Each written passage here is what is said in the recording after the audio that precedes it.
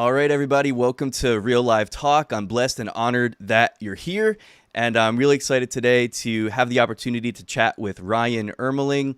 Ryan is an entrepreneur with a passion to see the people of God equipped to carry out their mission. But we'll get to that in just a minute.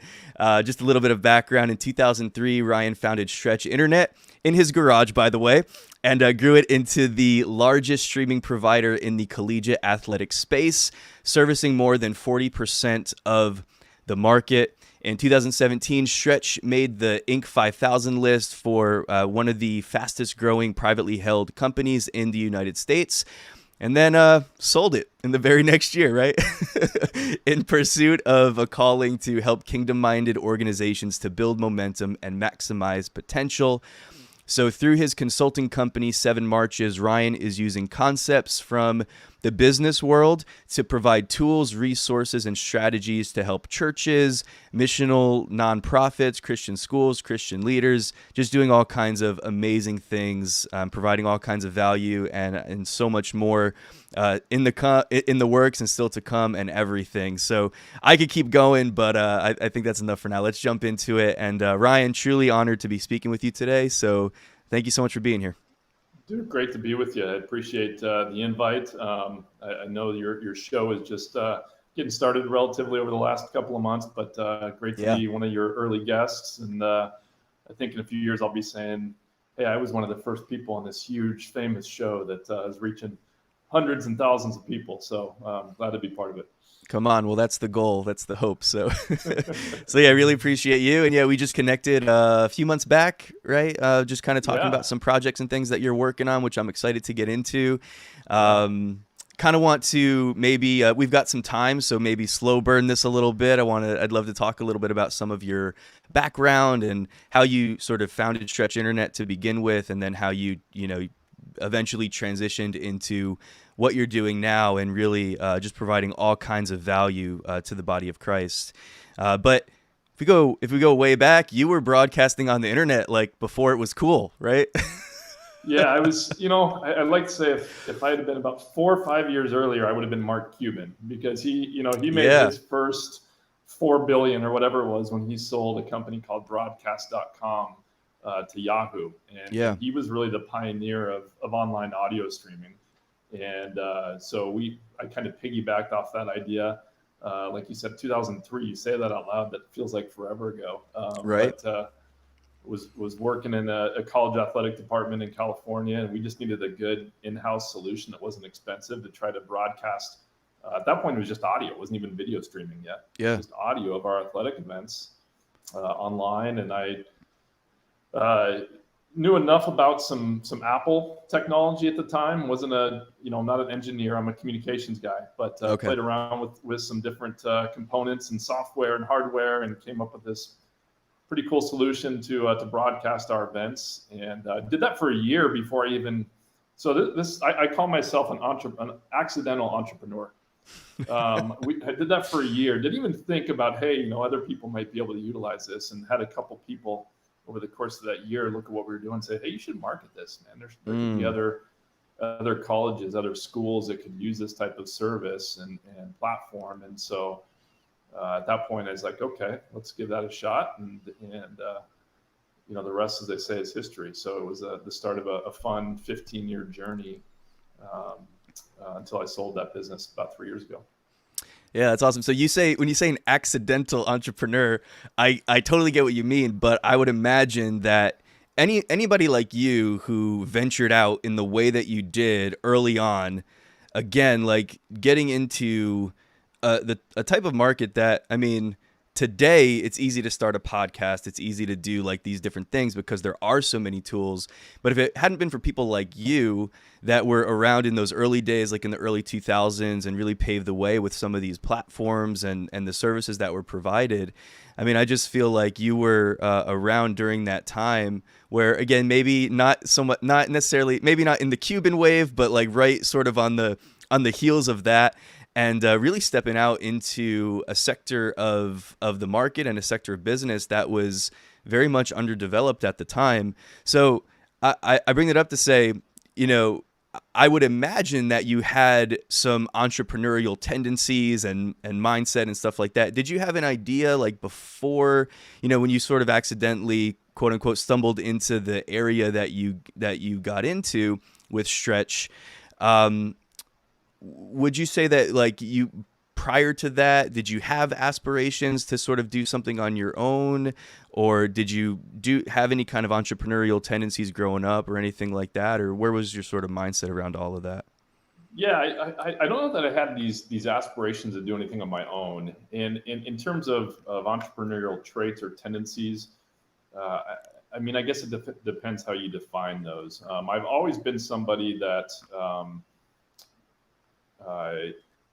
gets excited by creating something that Mm-hmm. people enjoy or can use. I mean, so I remember when I was probably 8, 10 years old, I started.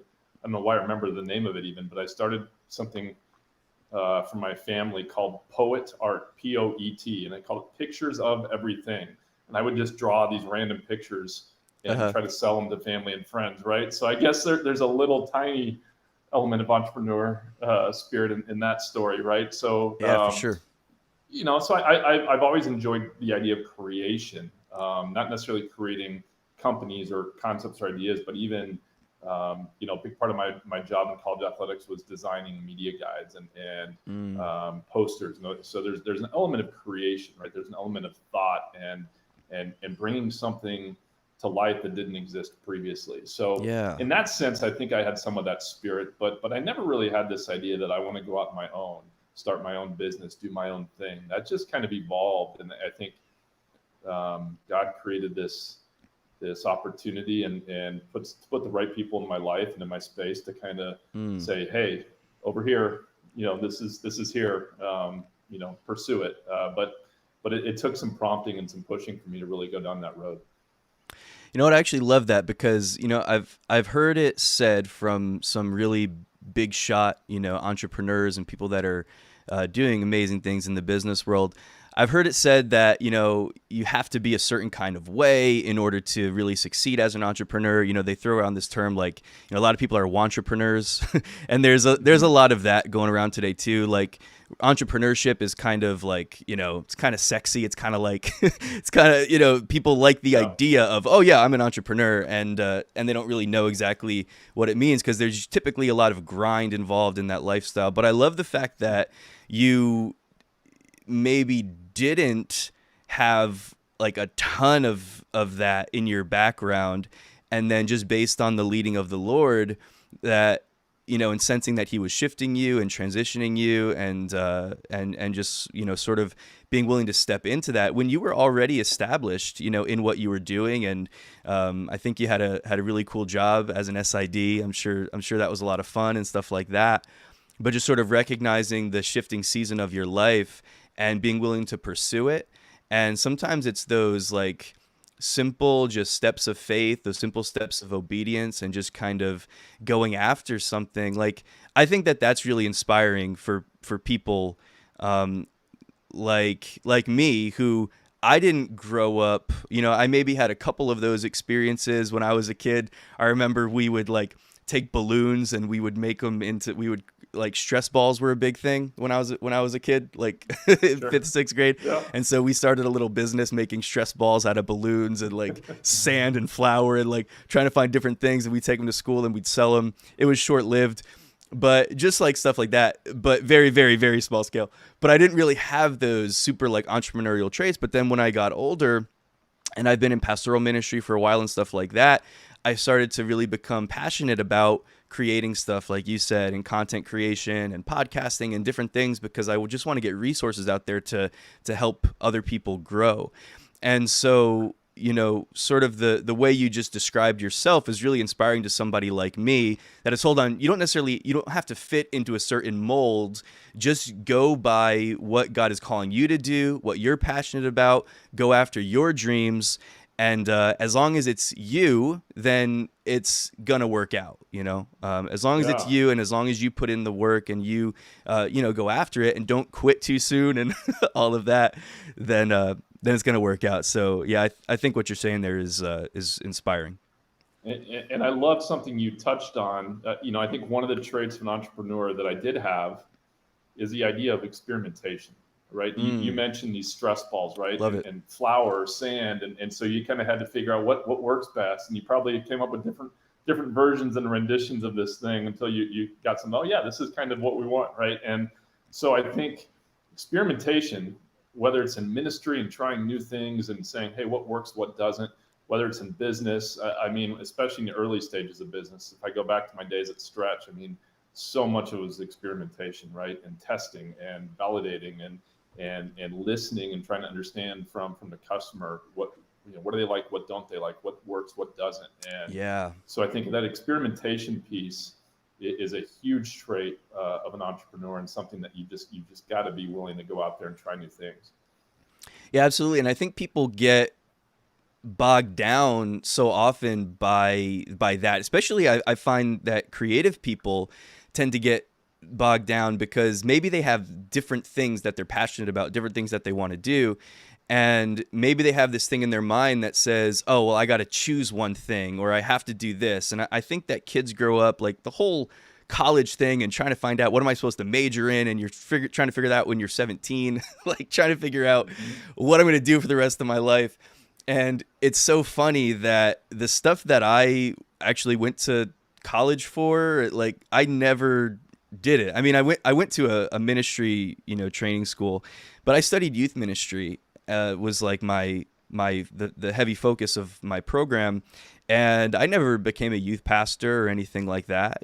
But it's just it's you're allowed to pivot, you're allowed to shift, you're allowed to try things and taste different things, you're allowed to be passionate about something like right now for this season of your life, and then it's allowed to shift and evolve, and it's okay to try different things. And if you're somebody who has like a ton of things in your mind that you want to do and you're so confused trying to figure out what should I do, like don't let it bother you so much. Just pick something, go for it, give it a shot, try it. Just like take those simple steps and then see what happens. Sometimes it's like you have to sort of get moving and get that momentum going so that Mm-hmm. other things can come your way. And if you just sit there waiting for everything to make sense and line up and all of that, then you're going to be sitting there for a really, really long time.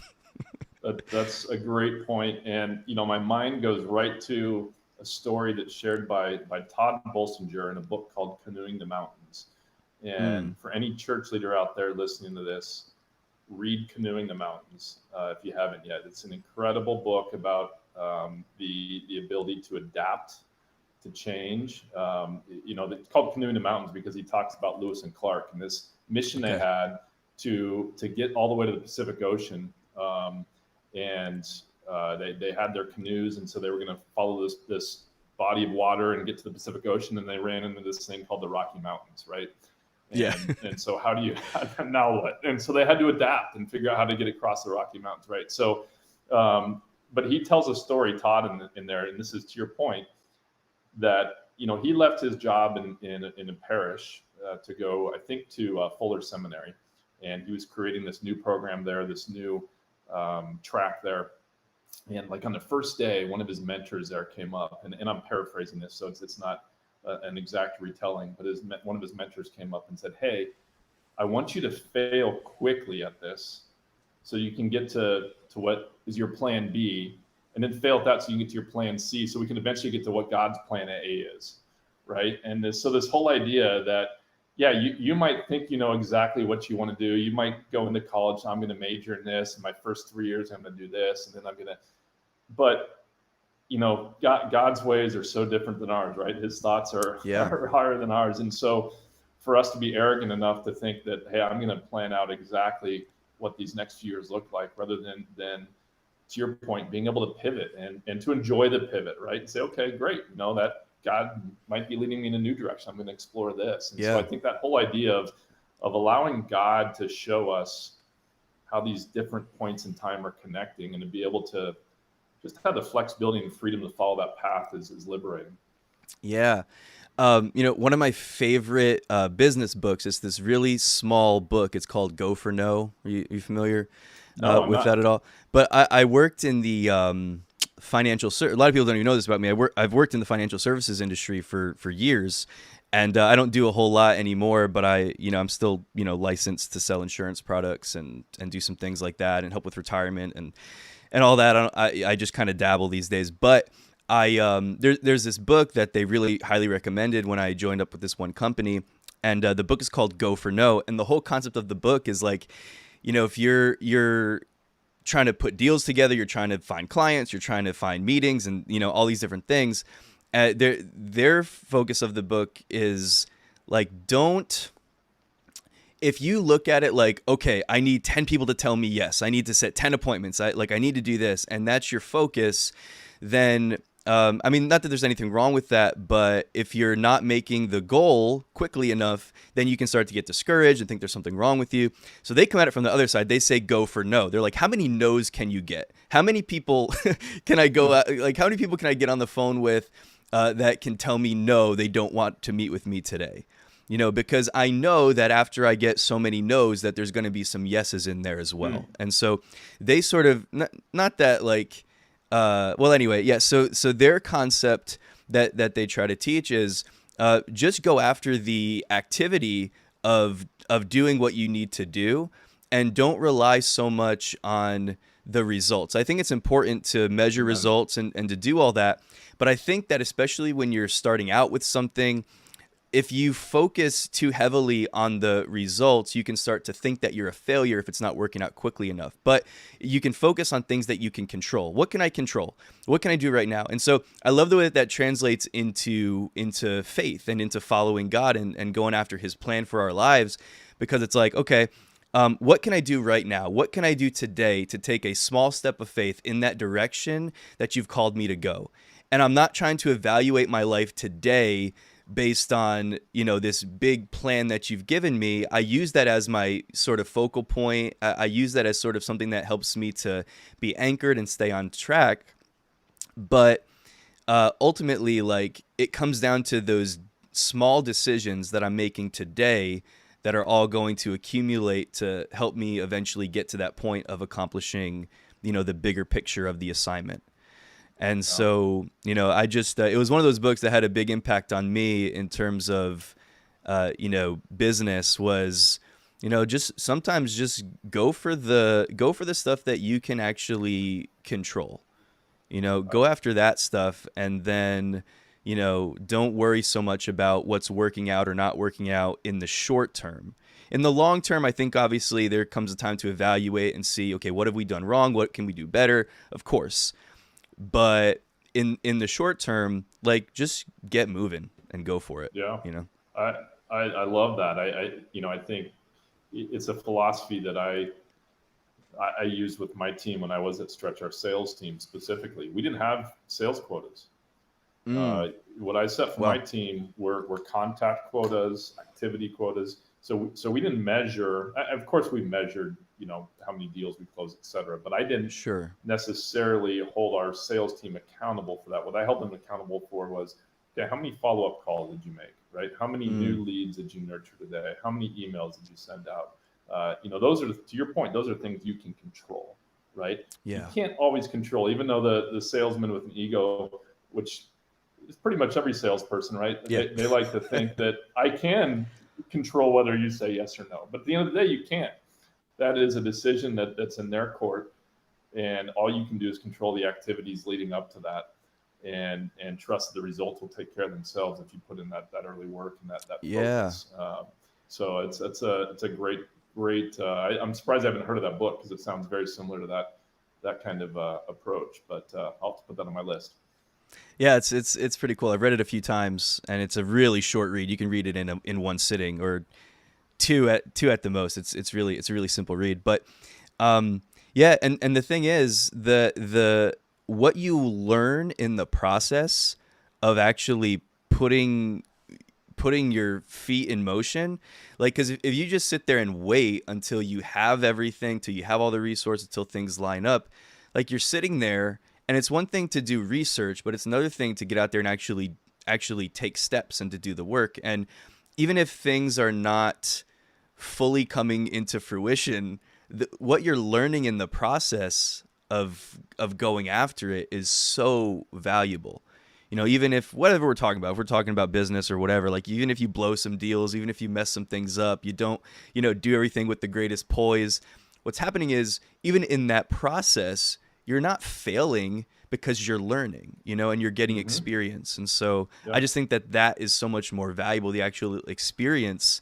Even when things don't work out perfectly, that actual experience is so much better than like it's more valuable typically than what you could get just by studying, waiting, all that kind of stuff, Yeah, no, perfection is the enemy of progress, right? I mean, it's this, you don't have to sit around and wait till everything's perfect. I mean, I even found myself doing that with a new, I'm sure we'll talk about this a little bit later, but a product or service we're launching, and I was working on the website and the branding and the messaging, and I just found myself looking over the nuance of every single word. And I'm like, okay, enough of this, man. You just got to launch and go and get feedback and change as you go. But if you sit around there and just try to wait for all the stars to perfectly align and make sure everything is perfect, you're not going to get that feedback and that experience and that real-time data back to help inform, okay, what next? How do we change? How do we adjust? How do we move forward? So yeah, great. Yeah, I love it. I want to go back a little bit further. Can we? You grew up. Sure.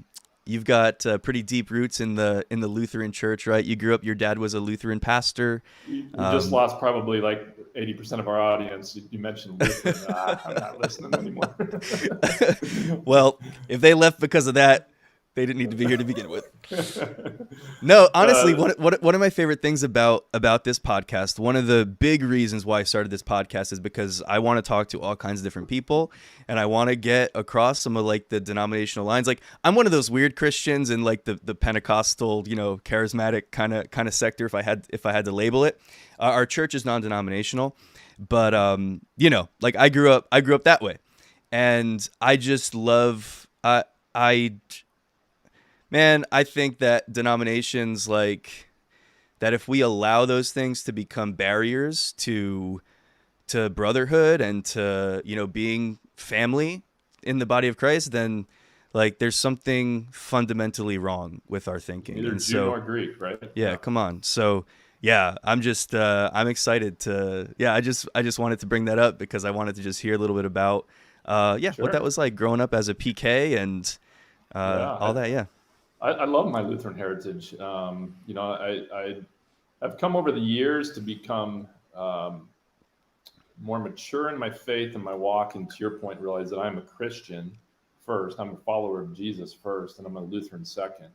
But I come from and still am a Missouri Synod Lutheran. There's different flavors, obviously, of Lutheranism, as there are many other denominations. Yeah. And my dad was actually a second career pastor. He was a Lutheran teacher until I was 5 years old. And I remember heading out to St. Louis for a couple of years where he studied at the seminary out there. And then for the rest of my childhood, we didn't move a ton. He was at one church, I think, in Southern California for about 7 years, and then out to Phoenix for about 12. And so I did my junior high and high school years in Phoenix. And then, continued went to Concordia University in Irvine, which is a Missouri Synod Lutheran institution, and have been involved in Lutheran churches ever since, and our family is active in that. So yeah, we're love the heritage, love our doctrine, but love more than anything that you and I can have this kind of conversation and get to the heart of what matters, which is Jesus, right? And what does it mean to be a follower of Jesus? And let's talk about and celebrate some of those differences of denominational backgrounds, but let's not let them be a barrier to the Great Commission, right? And banding together as brothers in Christ to make sure that more people hear about the good news of Jesus.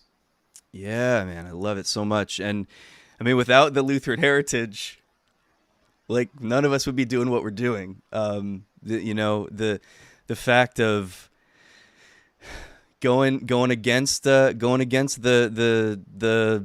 church of the day and like the excesses of the church and all of that, and being willing to to just kind of take that step out and start the movement, the Protestant movement that was birthed out of Martin Luther's actions way back then in the 1500s, Yep. and bringing the focus back to grace, to salvation is by grace alone, through faith alone, Yes. and just away from this extra stuff of, oh, you got to pay for this, you got to do, like, come on. Yes. So yeah, it's awesome. Was grace? Well, I know we growing up and today, was grace and is grace a big focal point in terms of? I mean, do you remember like your sermons that your dad used to preach growing up and stuff like that? Was that just very common Of theme course. throughout? Yeah. Yeah. I mean, it very much, and I'm not sure if this is, in other Lutheran denominations as well, but at least in Missouri Synod, I mean, every quote unquote good pastor measures their messages, measures their services by, was there equal law and gospel, right? And so having that balance, making sure that you hear first that hey, we're all sinners, we've all fallen short. There's a need for a savior, but then making sure that message is followed up with an equal amount of Jesus loves you. God loved you enough to send his son in this world to die for you, and it's through that sacrifice, through that sacrificial love, that you are forgiven, and there's nothing you can do, which is a blessing, and that incredible mercy that he showed us. So yeah, that message of grace is loud and clear. Maybe at some points to a fault, right? Lutherans, at least Missouri Synod Lutherans, love Ephesians 2 verse 8, for it's by grace you've been saved through faith, etc. Yeah. But we often don't look at verse 9, which talks about, okay, great, now there's these awesome works that have already been created in advance for you to do, right? So that's one area where I've seen. Did you lose me here? I can still hear you. Okay, let's so get this video back here. Yeah. I think it switched cameras, but I can see you now. Okay, I'm gonna try to. I'm sorry about that. Oh, you're fine. Let's see if we can get this rolling again here. Right in the middle of a great soliloquy. I know, right? Well, while you're working on that, let me kind of pick up. Yeah. Yeah. No, I'll just finish that thought. Yeah, go for it. Yeah, you're back, so go for it. It's this whole idea that, we've been created and by our God to do these works, right? And these works aren't in an effort to earn our salvation; they're in a response of gratitude for our salvation, right? Yeah. So I think that's one thing, that I would love Lutherans to focus even more on is not to shortchange or short circuit the blessing and the gift of grace, but to really look at what's that response out of that grace now. What are we called to do, and how are we called to serve and love and share out of that response to that grace? Yeah, I love it. I'm of the persuasion that I don't think you could talk about grace too much, because when we really understand what grace is, what the grace of God is, and what the grace of God does. All right, well, we lost Ryan. I'm going to keep talking. I'm not going to lose this point, but I'm sure Ryan will be back in just a second. There we go. He's back already. Let me get him back up here on the screen. There we go. Can you hear me? Technology. Sorry about that, dude. No, yes, it's crazy. I can hear you. No, I can tell we're good now. We got those out of the way, and now we're good to go. See, the devil's working hard. We're talking about grace, and all of a sudden, as soon as we start talking about grace, man. As soon as we get on the but yeah, I was just saying that I think that it's all about the grace of God. Like when we understand what grace is and what grace does and what grace has made available to us, so many people look at grace as this thing that allows you to sin, or gives you permission to sin, or gives you permission to make excuses for your faults and your mistakes and all that kind of stuff. Grace doesn't do that at all. Grace actually empowers righteousness. Grace empowers you to live the way that God has created you to live, because the fact that we're under grace, that we've come into this new covenant of grace, then what that means is that we're new creations in Christ Jesus. And so the fact that it's based on grace and it's not based on my works, like my works don't get me closer to God. But also, faith without works is dead. So it's not that works that we're not that we don't have requirements, we don't have these things that we're supposed to do. We all know the things we're supposed to do, but the thing about it is that grace actually empowers you to do it, but from a place where it's not just you in your own strength trying to accomplish all these things so that you can be pleasing to God. No, you are pleasing to God because of what Jesus did for you. He brought you to the Father by his obedience, by his sacrifice on the cross. And so now we are in that place. We start our life in Christ, our life in the Spirit. We start in that place. And now, as you said, grace is like, now we're walking in grace. Okay, how do we respond to that?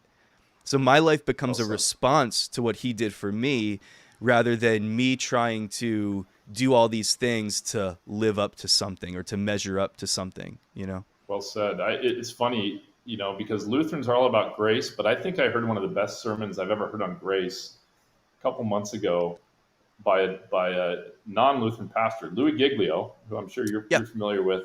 Every now and then we'll pull up Passion City online and watch. I just like Louis. I think he's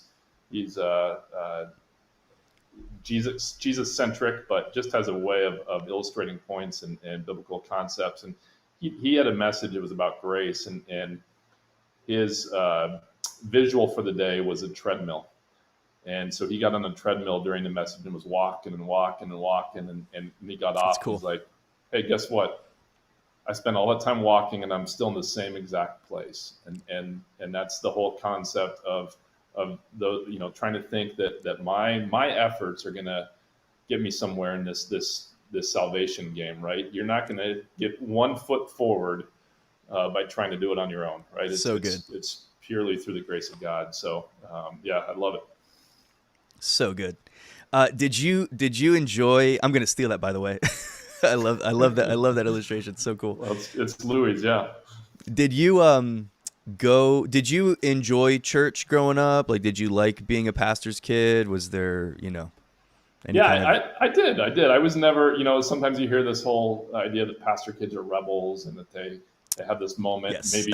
maybe completely turning away from their faith, or just for a moment in time where they I need to, enough of this. And I never had that, Obviously, church was, I'll say, a required part of our life. I mean, we were there every Sunday and didn't really have a choice. And, but that's where my friends were. I had great youth ministers and teachers and people that made your faith come alive. And it never felt like something you had to do. And it was taught well and exposited well.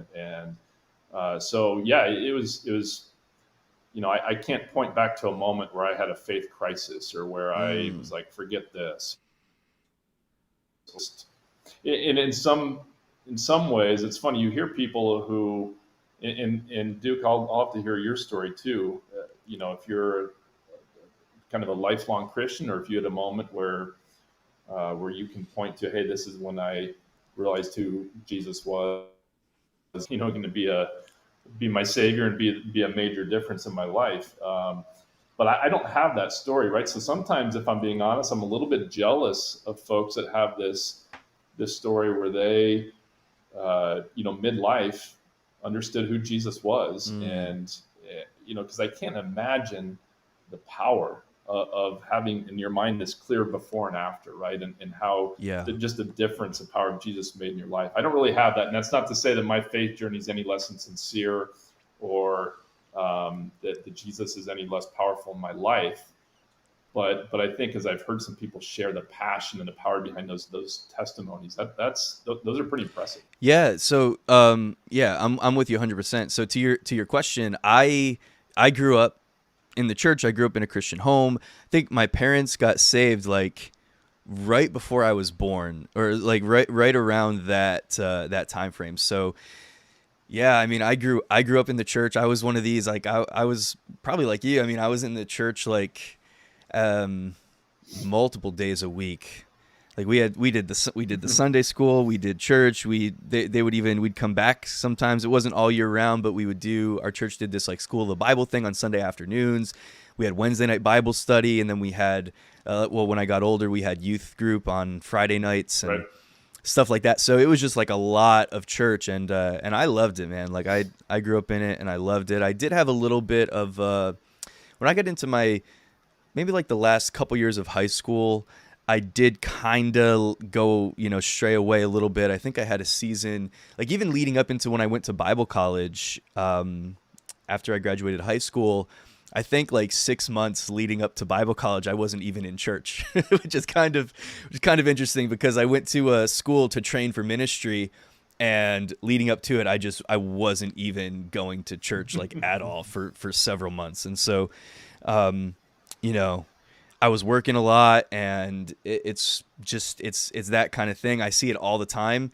You miss church once, it's easy to miss church a second time, and then you miss it the second time, it's really easy to miss it the third time. And once you get into a habit of Yep. missing church like too many times, it just becomes really really easy, to just kind of stay away It until does. something shifts in your life. And but anyway, yeah, like I've definitely felt like that too, and I think that a lot of people feel that way when they don't have this big, powerful testimony. I think that even, especially as like a preacher, because a lot of preachers and people who are in the ministry, they have these like really profound, transformational experiences, these moments that they could point to where something just amazing or supernatural happened, something crazy happened that where they turn their life around. And like I don't have that. I had as long as I can remember, I'd been walking with the Lord, and of course I wasn't perfect. I got into some stuff when I was a teenager, and I definitely, made mistakes and everything.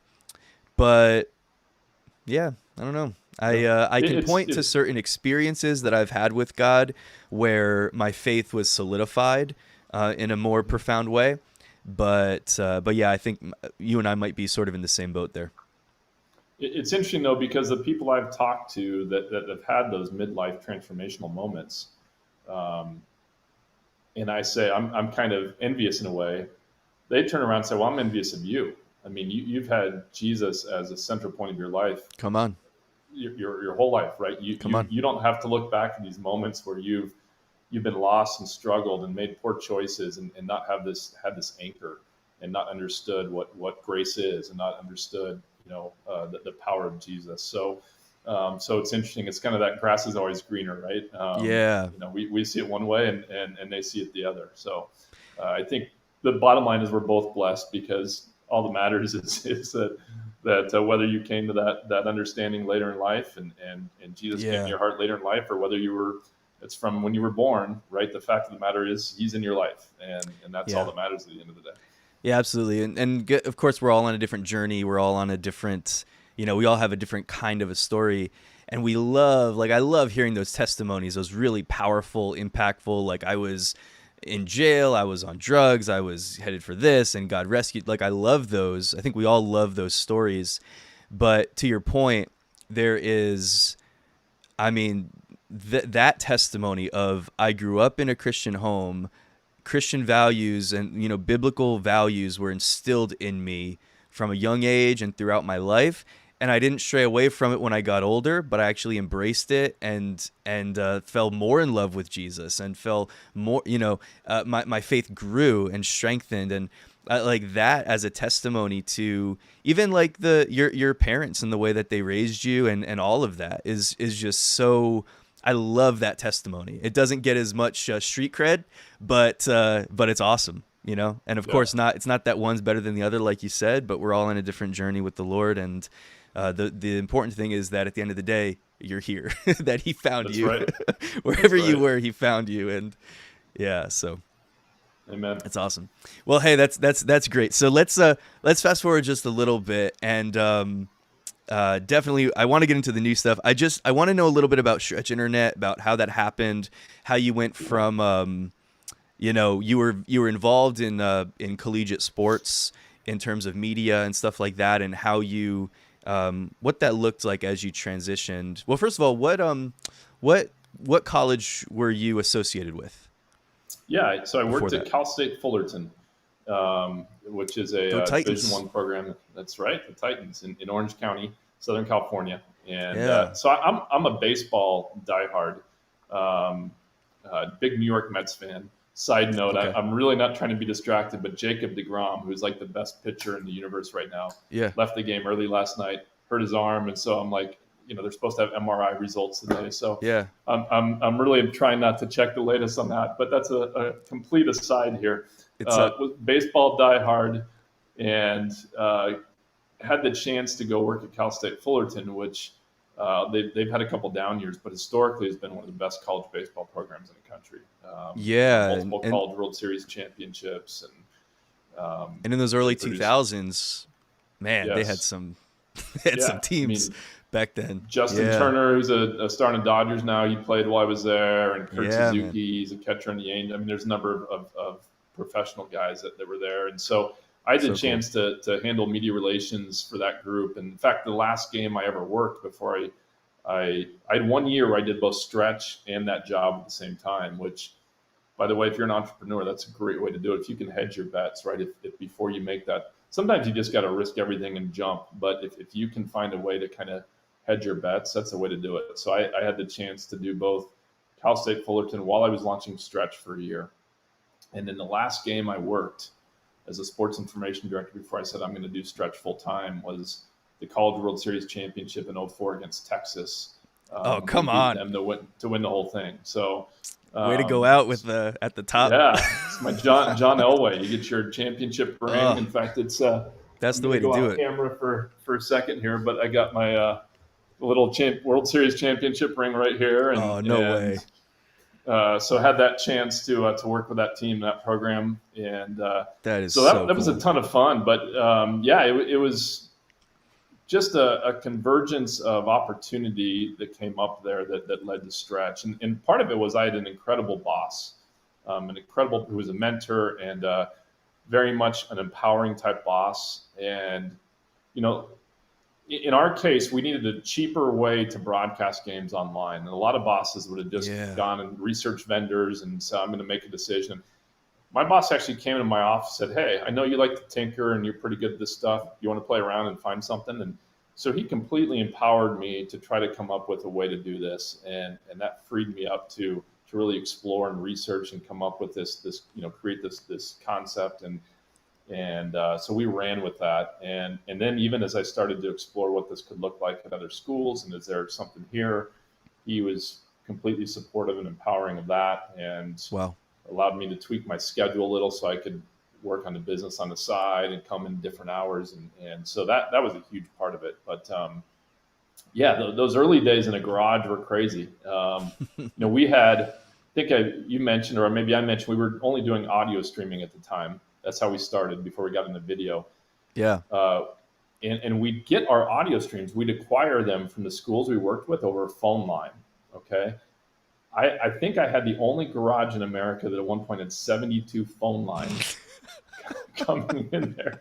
So we had three Was that T1 legal, lines. Ryan? Let's be honest here. Well, it was. We had Okay. three T1 lines. Each T1 line you can, Brad, I don't want to get too technical, but a T1 can be broken down into actually 24 voice lines. And so fortunately, we lived in a new enough neighborhood where they had the infrastructure on coming into the street, coming into the hubs there, where we could get three T1s. And I had 72 phone lines and I think 17 EMAC, these old all-in-one EMAC computers on these racks in my garage and cables running everywhere. And Wow. And it was a one-man shop for 3 years. So Saturdays, which are kind of the mecca of college sports, and I would, from about 7 in the morning till about 11 at night, I was nonstop monitoring games, troubleshooting issues, working with people trying to listen to events that are having issues. I mean, it was crazy. Wow. I look back at that now and think, how did I do that for 3 years?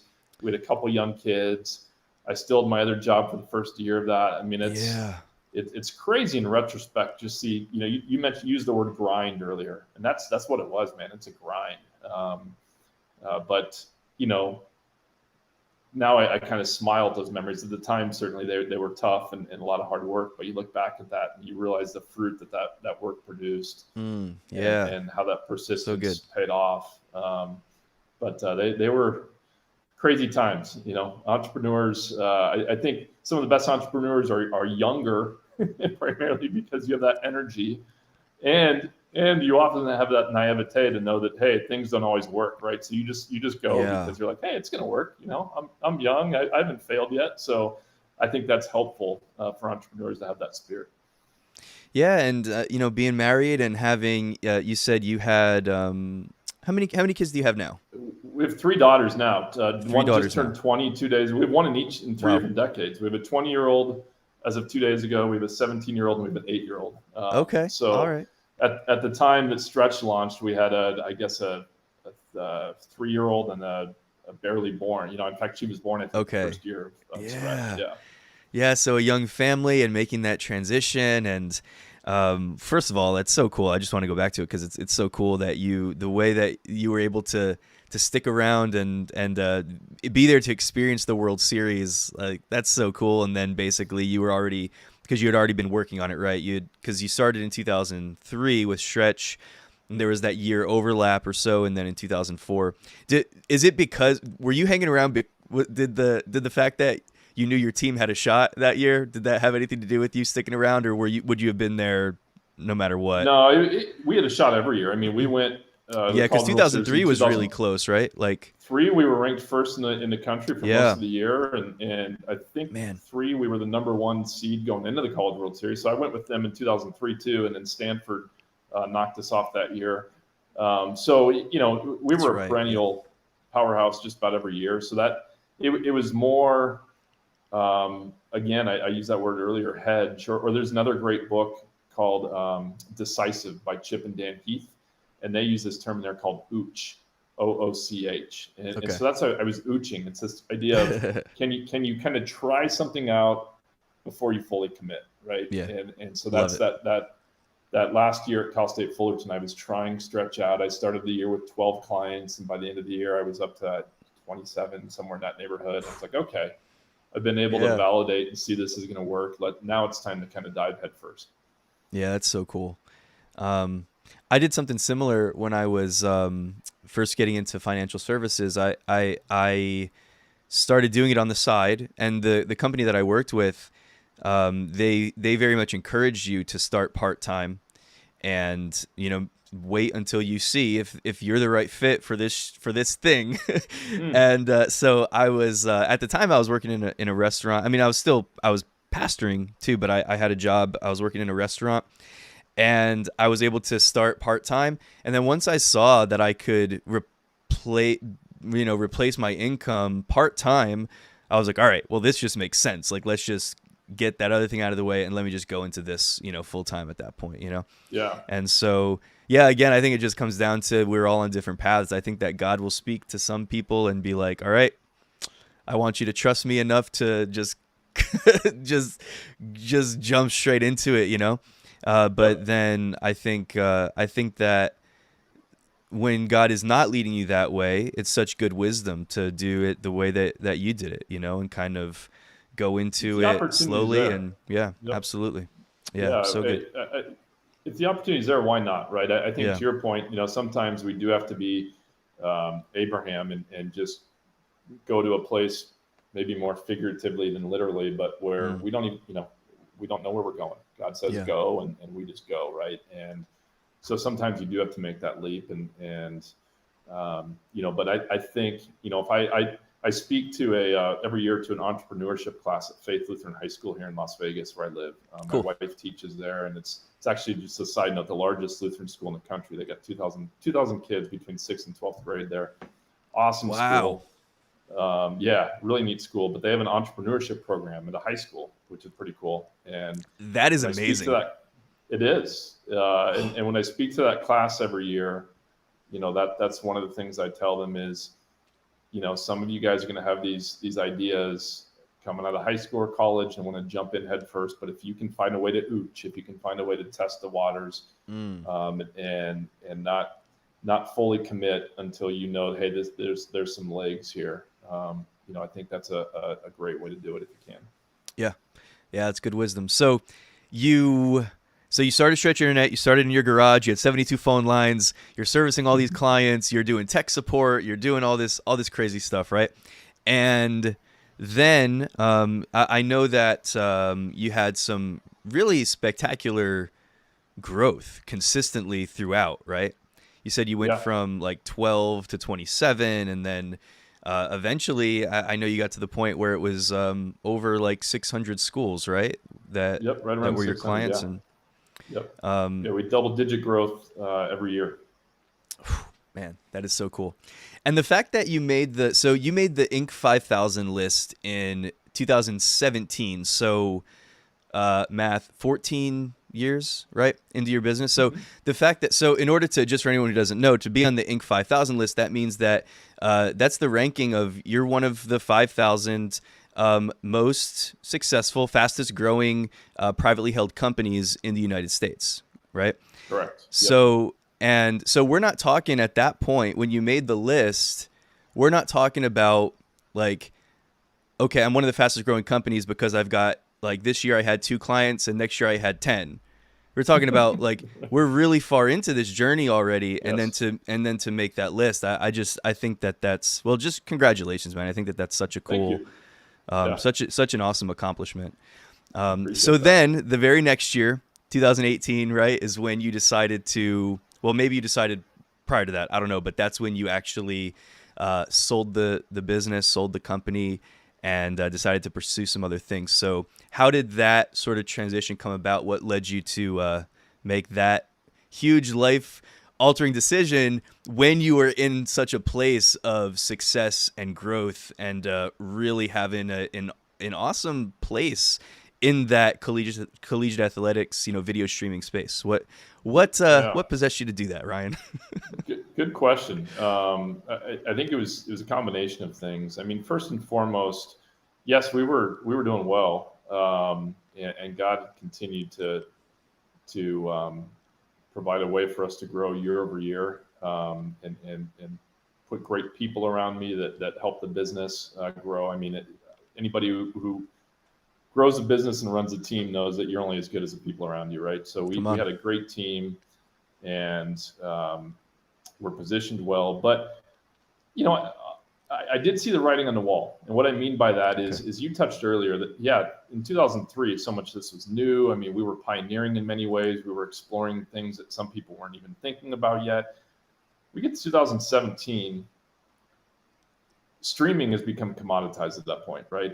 It's ubiquitous. You've got Yes. YouTube Live and Facebook Live and Twitch, and I mean all these different platforms where I can go on my phone and with 2 clicks be live streaming whatever I want. Wow. And we of course, our service was not just about providing the mechanisms to get a live stream up. We had a branded portal that incorporated live statistics and other elements for our clients, and we provided world-class support, customer support. That was kind of our calling card, and so there were a number of elements that went into our partnerships with our clients, but there was a lot of competition, and it was coming to the surface quickly, not only from the big players that I mentioned, but also some more niche players that were starting to do some really good stuff in the space. And so, I talked to a number of advisors over the years that said, when you get to the point of wanting to sell, go, don't wait. Very few people that sell will ever say, "Oh, I should have waited longer." It's usually the other stories. "Oh man, I should have sold sooner." And so I looked at the fact that A, we're at the top of our game. B, there's a growing competition base, and I think C, which is maybe the biggest piece here, is I felt God putting something new on my heart. I I'd been doing this for 15 years, and I loved the ministry. I mean, we can, Luther talks a lot about the calling of vocation, and we can talk about that, right? And how whatever your vocation is, that's your calling to serve. And so I love the fact that I did have the opportunity to serve my team members, my clients, and I consider that my calling. But I also felt like God was maybe putting an opportunity to do something more directly with ministry in front of me, and saying, "Hey, how can you take some of these concepts and principles that you've learned over the years. I'm not considering myself an expert, but 15 years of running a business, you do start to understand a few things. Yeah. And saying, I've got a lifelong understanding of the church body too, not only being a pastor's kid, but being a lifelong churchgoer, lifelong Lutheran, being involved in leadership roles in my churches over the years, and just seeing this disconnect, right? Seeing how so many churches just seem to not be as aggressive, and maybe that's the wrong word, but as intentional, whatever you might want to call it, with some of these principles, in really getting after their mission, right? And these are principles created by God. These are first article, the creed principles, right? God created all things, and so this whole concept that, maybe there's something there. Maybe God is leading me to this next chapter where I can take some of these principles and help explore what that looks like in ministry. So that was kind of this other piece. It was really just coming into my focus as I explored this possible sale is, hey, it might be the right time to go out. We're at the top of our game. There's some pressing competition that's starting to come up, and B, after 15 years of maybe God opening a new door or writing a new chapter for me. Wow.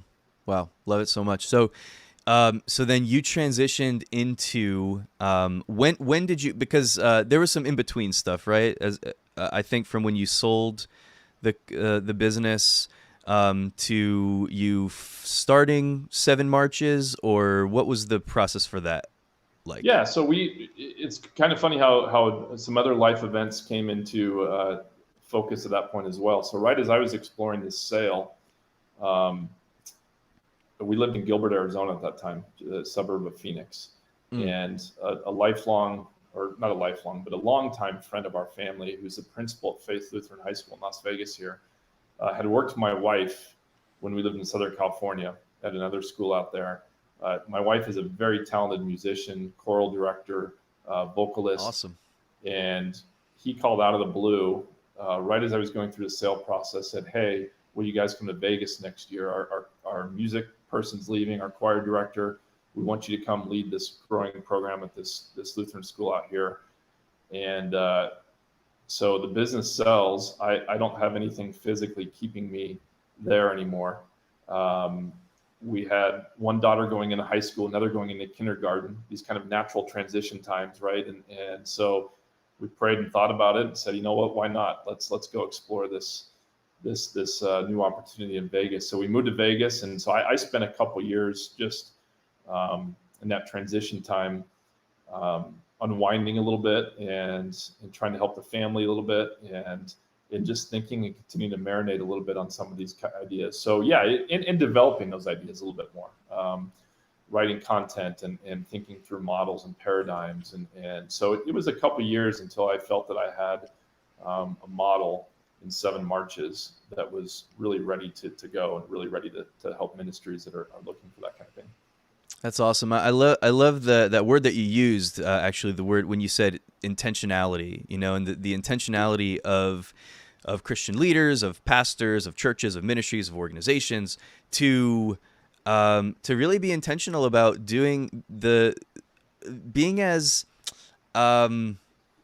reaching as much of our potential as possible, and really just being intentional about the doing things with excellence. I think that's so cool. And so as we start to sort of maybe, we'll continue transitioning this conversation, we'll get into the new website that you've created. I want to talk about some of the ins and outs of that. I went to the website measure.church, and I downloaded that free there's a free basically checklist for pastors and churches and Christian leaders to use, and so I downloaded this thing, and one of the things that it talks about right at the beginning of this free resource that I downloaded, it talks about relating some of the concepts that we use in the business world and taking those same concepts and applying them to the way that we build and grow and advance our churches. A lot of people don't like that conversation because that conversation can take you to a wrong place, where you become more program oriented than, people and discipleship and, presence of God focused, right? Where like it all becomes about you can get unbalanced with it just like you can get unbalanced with anything. But I think that the way that the value that you're bringing to this space is so wonderful and it's so needed right now. And so one of the things that you talk about is in the business world, we talk about, the customer experience.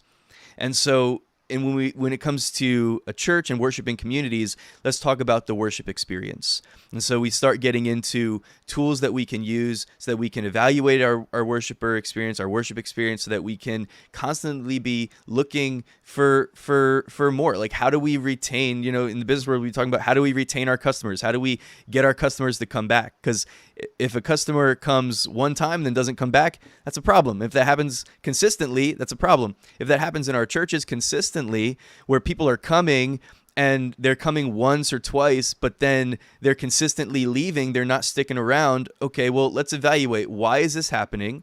And how do we actually work on the retention of our visitors and people that are coming? Because that's the ultimate goal. It's not just to have people walk through your doors. It's to have people discipled and their lives changed and transformed. So hopefully they're going to another church and they're finding that somewhere else, but who knows, right? And so you've put together some incredible tools. I know you've still got some stuff in the works, and you've got, I'm sure, plenty more on your brain that's coming out. But to really help our worshiping communities to grow, to expand, to really approach this with a spirit of excellence and intentionality so that we can really be as impactful as possible. So there's nothing to do with just like adding more stuff or adding more programs. This is about how do we take our vision, our heart, our passion, but then we're going to infuse it with some tools and resources so that we can be as impactful as possible, reach as many people as possible, expand the kingdom of God, grow our worshiping communities. And really, it comes down to it puts us in a position where we can disciple people better.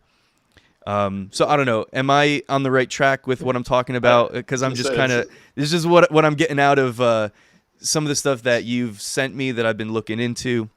Yeah, that's a beautiful preface, and I think you nailed so many things on the head there.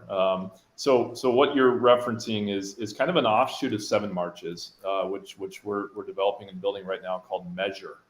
And you mentioned the website, it's measure.church, and I'd love people to go check it out. Yes. But it's this whole idea, as I've talked to pastors over the past year or so, and I'm certain that COVID has something to do with this, but I also think there's a deeper issue here. One of the common themes I've heard is that they don't always get meaningful and substantive feedback from their people. And the problem there is, then you don't know, are we effectively ministering to them? Wow. What's maybe working or not working? Where are they at in their discipleship journey? And that to me is a problem. And again, this is where I get excited, because there's some business principles we can bring in there. At Stretch, at my business, we were dead without feedback from our customers, right? If we didn't know what was working and not working, what was effective, I mean, we lived and died by what was working for our people. Now, to your point, I realize that you can't have a one-to-one translation or correlation there. There's certainly differences in the church space. And, a lot of churches will talk about, hey, we're not here for the person in our pew or the person, we're here for the person who's not there. And I love that. And I get that. That's the spirit and the heart of the Great Commission, right? We're to go out and tell people around the world about Jesus and who he is, and to share that message with others. But people a lot of times will talk about the one and chasing the one. Let's look at the one. I mean, if we look at Matthew 18 in the parable of the lost sheep, where did the one come from? The one came from the flock. Yeah. the one left the flock. And we're told that the shepherd pursued that one, right? Left the other 99 to pursue the one. And so to your point, I think a lot of churches don't have a front door problem. They have a back door problem, right? How do you close that back door, right? How do you make sure that you're door keeping problem. Yes, right? How do you keep your flock engaged? How do you continue to minister to them? How do you help them to grow on their discipleship journey? So then they're sent out right? And now they're empowered and they're on fire for Come the on. message of Jesus, and so they're now your missionaries, right? And so what Measure.Church is trying to do is to create a unique, to fill a unique, what I think is gap right now, and to provide a survey tool, if you will, that's designed just for churches, exclusively for churches. And if I can I dive a little bit into more of kind of the thinking on that? Is that Let's okay? do it. Yes, sir. So there's kind of three things I think that Measure.Church is really going to help with that you're not going to find in other maybe standard solutions out there. And when I say standard solutions, I mean we're talking about the church that maybe uses SurveyMonkey once a year, or Google Forms, or Qualtrics, or any of these survey tools, Right. right? Yeah. Which it's great that churches are using that and thinking, yeah, we want to get some kind of feedback, but I think there's some gaps. So the first gap, I think, is most of those tools, churches might use it once a year, maybe twice a year, right? And so they're getting this feedback, but it's a snapshot in time. And so one thing that Measure.Church does is we have a system where it's automatically every week surveying a portion of your worshiping community. So you have this constant feedback streaming in.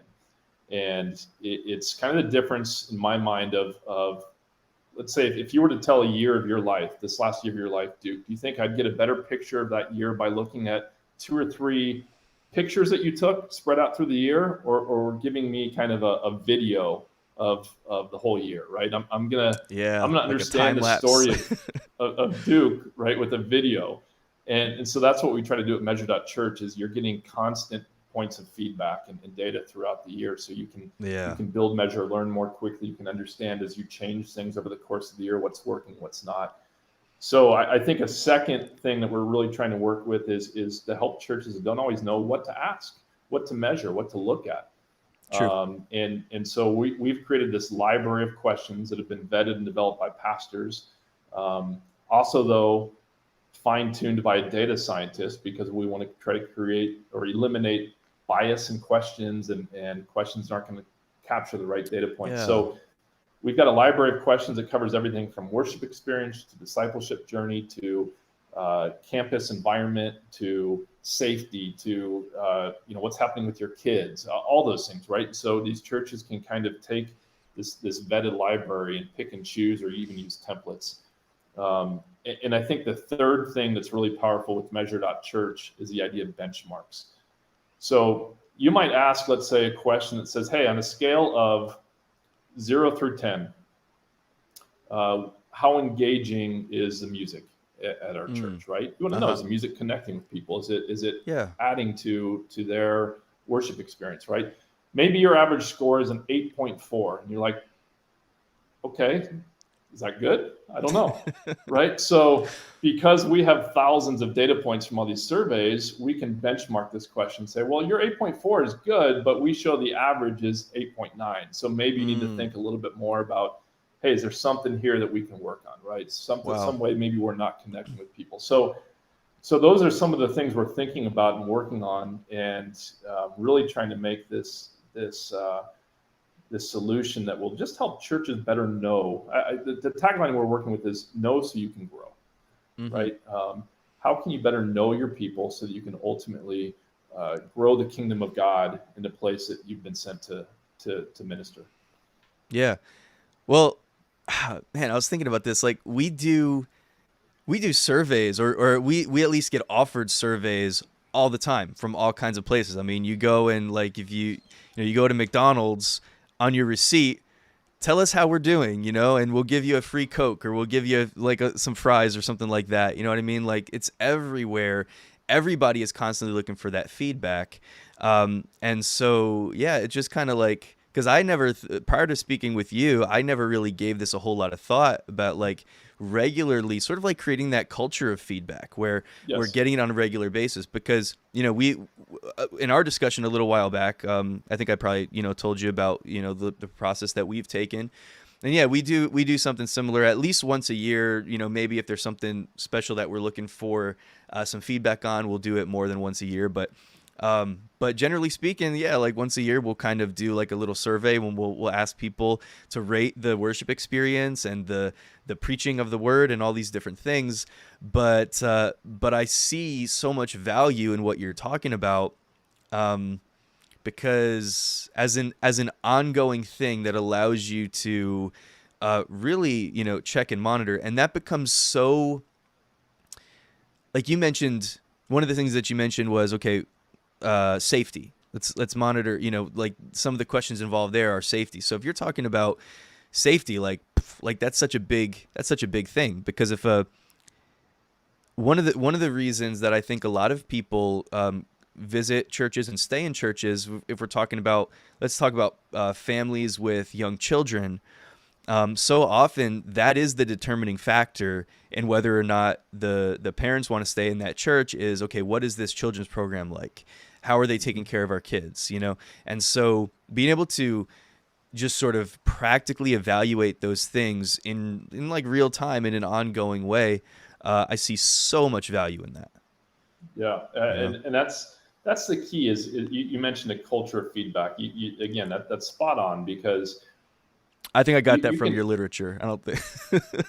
Okay. I Well, I think it I was in don't my think head. that's okay. Well, it's probably not my So original thought, or my original concept either. But that you've got to get in this habit, for lack of a better word, of continuing to understand where things are at. If you take that survey once a year, you're not. It's going to be informational. You might, say that's interesting, but it's not going to truly help you to think, how do we continue.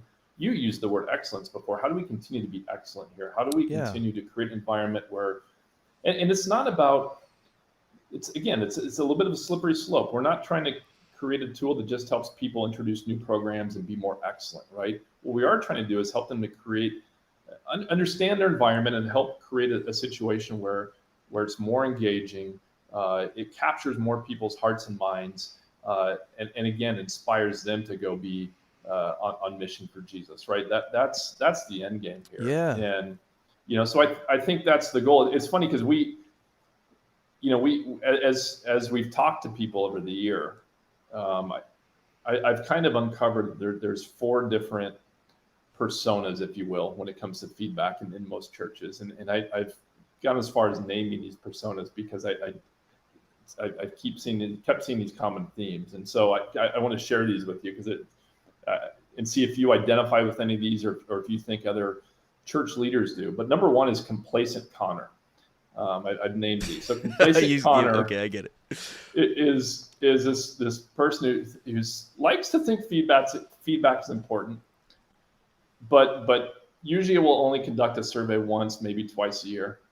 Look at the results and say, that's interesting, but no true action is really ever generated by that, right? It's more kind of a let's do it to say we did it, right? And then there's sampling Samantha.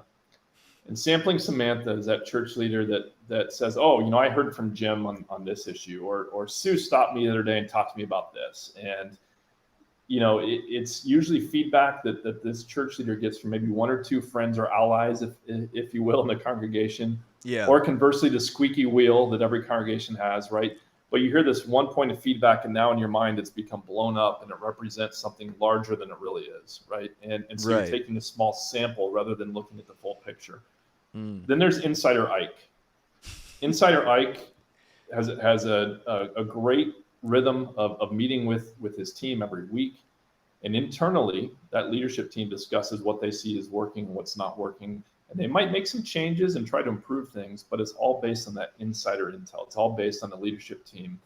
And it's almost that curse of knowledge, right? You're so into what you're doing every week, you can't see the forest through the trees, right? You can't understand Right. what's Yeah. happening from that outsider's perspective, right? So good intentions, but just not factoring in what people are truly seeing. And then finally is Loner Louie, and Loner Louie kind of gets a bit riled up anytime he hears about feedback, because Loner Louie says, "Hey, I'm God's minister here. God put me here for a reason. He's giving me the insights and the knowledge and understanding of this community. I don't need feedback because I know what God needs here. And again, I don't think any of these tendencies or thoughts are necessarily bad in and of themselves, but if you're looking at this from a perspective of, I know everything I need, God puts you in a community, right? Yeah. He's giving you a people that you're ministering to. And if you don't work to understand those people, you could be missing the boat altogether, right? So I'm curious, I'll turn it back on you. As you hear those, I mean, any of those resonate with you? Can you think or see other church leaders that you've talked to over the years that kind of fall into one or more of those personas? Oh yeah, absolutely. Well, the one that stuck out the most to me was so on the last one, was it Louis, Loner Louis? Loner Louis. Loner Louis is the last one you mentioned. So, because I'm curious about if you've gotten much pushback on this, like as you've been talking to different you know pastors, leaders, different people that you've talked to and that you've been working with up to this point. Has there been much pushback from people of that persuasion, or is that sort of the outlier? So in other words, are there people regularly that would say things like, well, no, we don't need feedback because we know we're doing what the Lord has called us to do? Because one of the things that, and this is where I see, I see so much value in what you're doing. One of the places that I really see value, one of the things that's been big to us that we say all the time, I know a lot of people say this and throw this around, is that if they're not learning the way we teach, then we need to teach the way that they learn. Well, how do you know if they're not learning the way that you teach unless you evaluate, unless you do something like this, that it allows you to see, okay, are people actually learning? Are people actually growing? And so anyway, that last one, Loner Louis, kind of stuck out to me because I'm just curious if there's, if you've gotten much pushback, how much pushback you get from people that would just kind of reject this idea altogether, or even on a fundamental level saying, well, like we don't need to do that because we just know that we're doing what God has called us to do, and that's it. Yeah, that's a great question. And it's one of the things as I have been creating Measure.Church that I know is out there. It's going to be an objection. I wouldn't say I've had a lot of direct objections in that manner. Maybe some more subtle comments or things expressed. But listen, I'll be honest, and I don't mean this to sound harsh. Those aren't the folks that are thinking like that aren't the ones that are going to use Measure.Church, and I'm okay with that. I mean, sure. I think it can be a benefit and a blessing to any church, but if you're stuck in this mindset that what the feedback is not important to us, and we're going to keep running with how we believe God is leading us to go, and then yeah, I mean this service is not probably going to benefit you.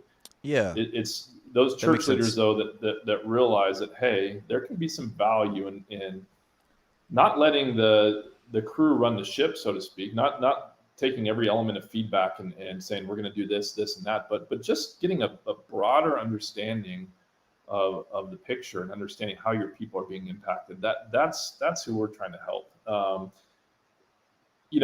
And if I can follow up on one of the points I just made, which is this idea, we're not going to change, we're not going to take every single point of data and run with it. That's an important piece of this, is how do you filter feedback? And in that content download that you are referencing, which people can get on at Measure.Church, we built a framework in there for filtering feedback that I think is pretty insightful and can really help churches, whether or not they use Measure. But we use it's a acronym, LISTEN. And I'm just going to run through it real quickly, because I think it's sequential in how you take this feedback and filter it. So the L in listen is for lost, which to me is the most paramount thing. And what we mean by lost is, does this feedback that you're getting, whatever feedback it is you're evaluating at that point, does it reflect the spirit of the Great Commission? If you implemented a change based on this point of feedback, is it going to help you reach more people? Is it going to help Jesus become more famous? I really apologize about this camera, dude. You're fine. Every time that happens, I can still hear you, so that's why I don't say anything, because I know you'll get it right. It's not that people necessarily want to stare at my face, but it does. Let's hope Your that this camera's is the like, last whoa, time let's just give everyone a break from your face for a minute. That's right. That's Recalibrate, right. then we'll let you come back. Uh, No. so you've got, the first element of this filter is this feedback, if we implemented change, going to help us reach a lost, right? Mm-hmm. Um, and I'll Yeah. go through these quickly. But I is impact, meaning does this point of feedback, again, if we're looking at a specific thing that we garnered from feedback we received, is it going to produce major benefits, or would they be more incremental, more minor? And so going through that exercise, that thought process can help you evaluate the feedback. S is symmetry. Is the feedback we're getting, is it aligned with our mission, vision, and values? You can get helpful feedback that still maybe is aligned with the Great Commission, but might just be a little bit different from what your focus is as a church, right? And what your vision, mission, and values are. So you got to make sure that feedback's aligned. Right. T Yeah. is test, which is, can we validate this feedback? Are there additional steps or research we can take? E is it expedient? Meaning, is it even practical or possible, even if we wanted to implement changes based on this feedback, to do that, given our resources, our time, our personnel? And N is now, meaning, is this, given everything else we might have going on right now, is this the best time to really implement a change from this feedback? So it's kind of a helpful filter, because we all know that not all feedback is necessarily healthy or good feedback, or feedback that should propel change. True. But the fact that you are trying to collect feedback, and then that you have a mechanism for looking at that feedback and saying what here is valid and important, I think that's the key.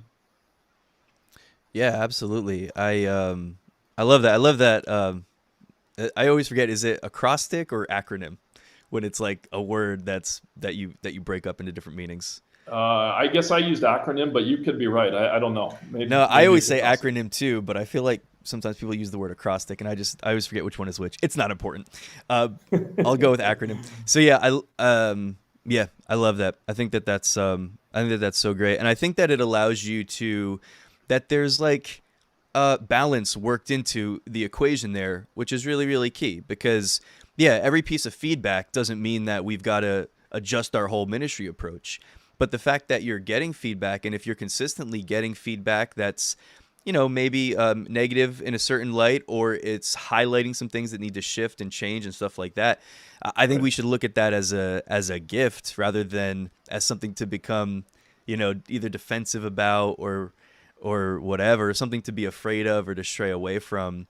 I know it's not always easy to get negative feedback and stuff like that, and so maybe that's even why some would decide to stay away from it, because does that make sense? I'm trying to 100%. Yeah, formulate a that's thought here. certainly that's a very real part of this, right? Is if I'm a church leader, a pastor, and executive, director of a church, whatever the case might be, administrator, there's a real fear, I think, in some cases, that if I survey people and ask for feedback on things, it's going to point to areas that might hint that I'm not doing my job well, or that I'm not effective, or that something that we're doing is Yeah. failing, right? Yeah. And so there needs to be almost a little bit of courage to go through with this type of process, because you've got to be open to the possibility that there might be some data that shows that, hey, this is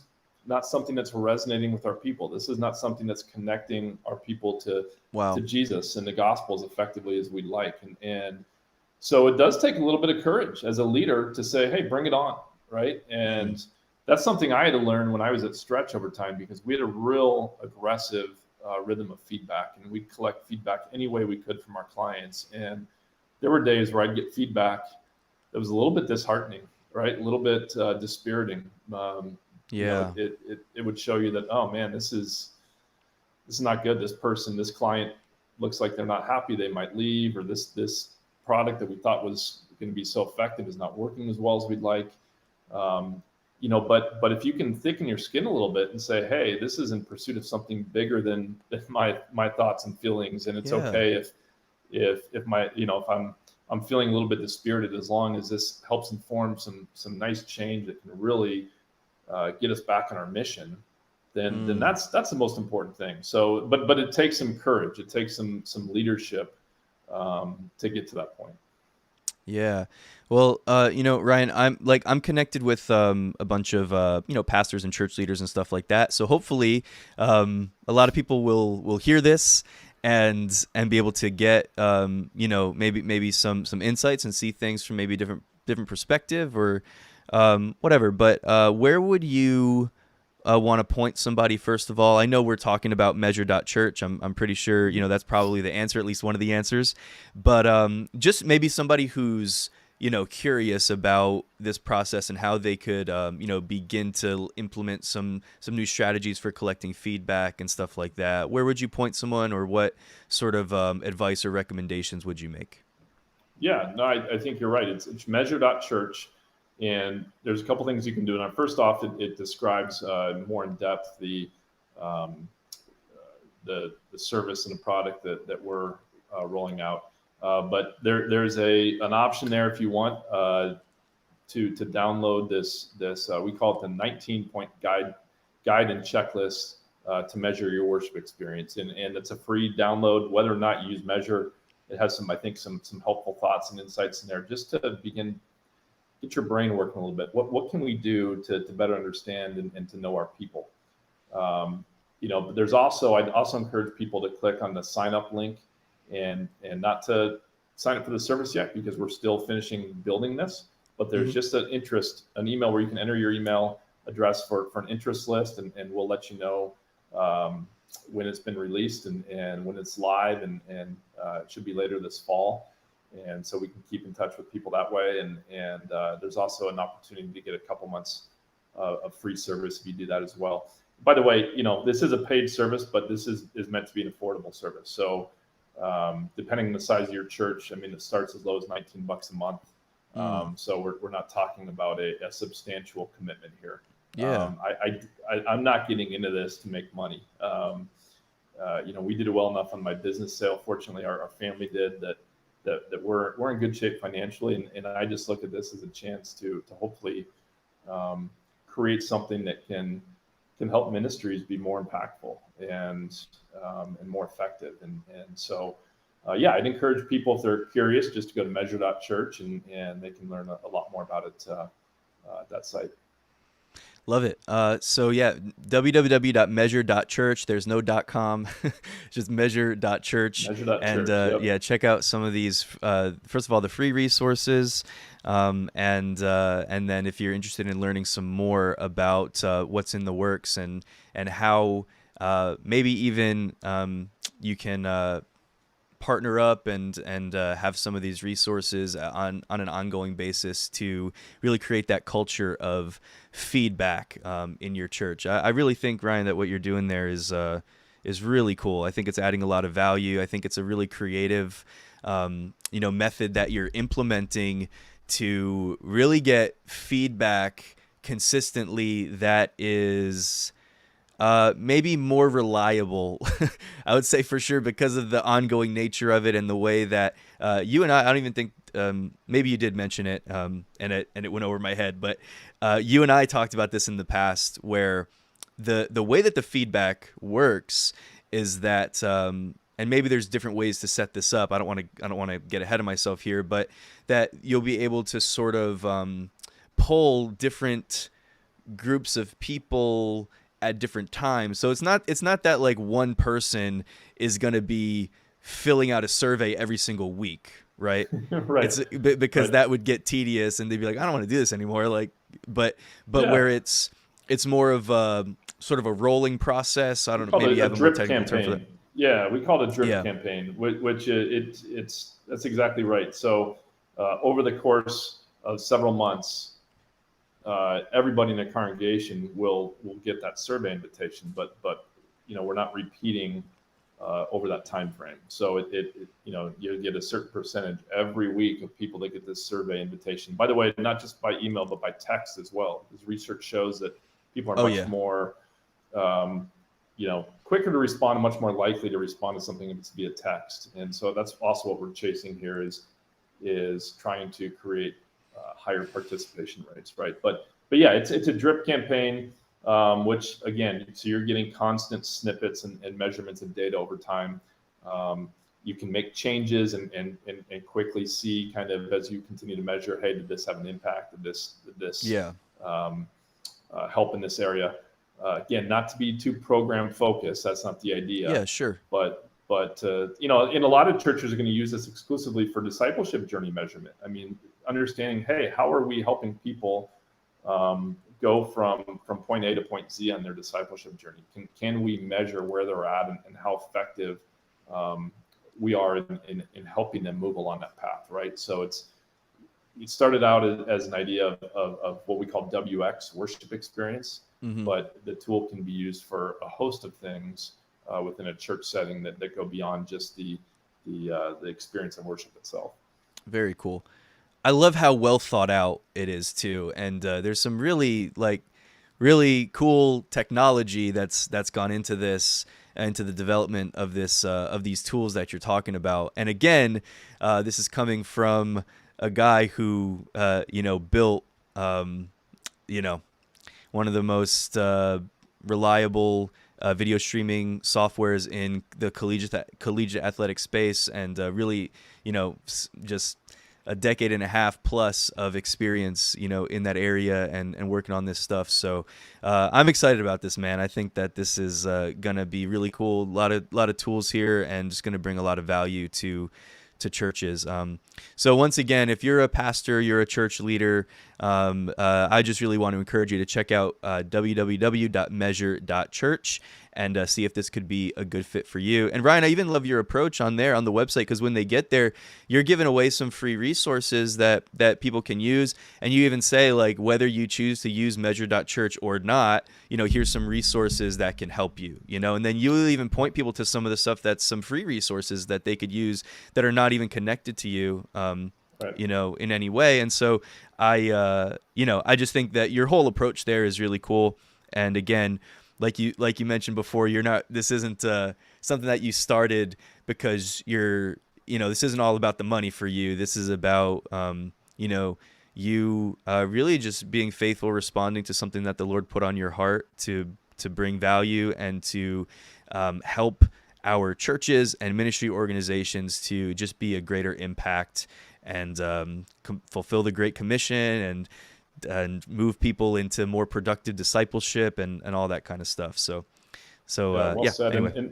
And Duke, I just need to thank you too, because part of the way our relationship kind of kicked off was you responding to just a random LinkedIn message I sent you saying, hey, I'd love to chat with you about something I'm working on and thinking about, and as a pastor and a church leader, get your feedback. So I just want to thank you for going out on a limb and a whim and saying, hey, I don't know you outside of our LinkedIn connection, but would be happy to chat and give you my thoughts. So it's conversations like those that I'm super thankful for, because measure.church, what that's becoming, for example, is a direct input and a result of those types of conversations I've had. This is not just my brainchild. It's been bouncing these ideas and getting real feedback, a lot of that from you as well. So big thank you to you, and just praying for your ministry and all you're working on too. And I hope this show is a blessing to many. I think it's really cool what you're doing, and just having kind of these unfiltered conversations and letting the Spirit lead and seeing, what comes of it. So I'll be praying that this continues to make traction and reach a lot of people as well. Yeah, well, hey, I so appreciate you saying that. And again, I love what you're doing. I appreciate your time. Appreciate you being here. And yeah, I was super happy to connect with you when we first connected, a little while back. And I was appreciative too for just being able to, give you what little input that I could on my end. And hopefully that it was, it helped you in what you were doing and what you're putting together and all that. And well, Ryan, really appreciate you again, man. Thank you so much for your time. Thanks for taking the time to have these extended conversations. I love because you just brought it up, so I'll go there. I love doing these in an extended way. I've been podcasting for a while, and I've done some interviews in a different format and in a different context. And being sort of limited on time, I always felt like kind of like stuck and kind of trapped, and like we had this like boom, boom, boom. It had to just be this constant thing. But I think that when you just sort of let a conversation breathe a little bit, and have those, just kind of being able to slow burn and talk and to just get into some stuff. We were kind of all over. We were from from Lutheran theology to to what we ended up with here. Yeah, baseball. Yeah. By the way, I'm a lifelong diehard Yankee fan. So oh boy. Okay. So Well, what's funny is people talk about Mets. I think if you grew up in New York, which I didn't, then you're either a Mets or Yankees fan and you hate the other one. But I'm not a Yankee hater. I'm not a Met hater. Yeah, it's the National League East folks, right? The Phillies and the Braves. Those are who I consider our rivals. But the only thing I like better than a Yankees Red Sox game is a Yankees Met game. Okay, I thought you were going to say the only thing I like better than a Yankees win is a Red Sox loss. Oh yeah. But... Well, no, that's a given. That's a given. Right. That's you gotta celebrate a little bit. But that's right. But no, a Yankees Red Sox game I get really pumped about. But I love the Yankees. I love the Subway Series, man. I just I've always loved it so much. My dad was he was more of a Met fan than a Yankee fan. But we would watch both. I mean, I grew up watching both. I mean, if I had to choose, like, if I knew the Yankees weren't going to play baseball this year, then the Mets would probably be my backup team. So there's nothing but love. You're a little younger than me. So when you started really watching baseball, what years would that have been? Well, I was born in '86. I probably got into baseball born in a great year, like mid-'90s. Last World Series year. Okay. Yeah. So mid-'90s, how can you not be a Yankees fan, right? With everything they were doing back then. So I mean, that was an exciting time with Jeter and O'Neill and Brocious and O'Neill. You can go down the list of all those guys. So yeah, Posada, like those golden years, man. It was so good. It's so much fun. Rivera, yep. So awesome. Yep. Well, we could have a whole nother podcast just talking about baseball if you want. So yeah, you'll have to come back. And we'll just do that. No, but honestly, I really would love to have you back on. Maybe once everything, like the stuff that is still in the works, once everything rolls out and launches and stuff like that, I'd love to have you back on and just get some updates on how things are progressing. And hopefully have some new listeners by that point that we can maybe point, in that direction and all that kind of stuff. So, again, thank you, sir. Really, again, just appreciate you. Thank you for your time. Once again, I'll mention it. You can check out measure.church if you're a pastor or Christian leader and you're interested in some resources. Listen, I'll tell you, like that free guide that I downloaded on what did you call it? The 19 points? 19-point guide and checklist to measure worship experience. Yep. Yeah. So, I mean, I'll just say, not that it's about measuring worship experience, but I mean, the concepts there, the principles there can be applied to everything, to so many things, if you're building an organization of some kind. But anyway, particularly if you're a pastor, if you're a church leader, check out measure.church. Just want to encourage you one more time to check that out and look into some of these resources that are being offered by Ryan and his team at 7 Marches. And well, awesome. Everybody, let's see. Today's Thursday, right? So I'll be back again for the next episode here on Monday at 12 Central Time. Yeah, 12 Central, 1 p.m. Eastern Time. So I hope you'll join me then. This episode will be uploaded later on to Spotify, Apple, Google, all of the major podcast platforms. So if you missed this interview or you missed a part of it and you want to check it out later, you can find it wherever you get your podcasts. All right. Thanks again, everybody. Thanks, Ryan. See you next time. See you, dude.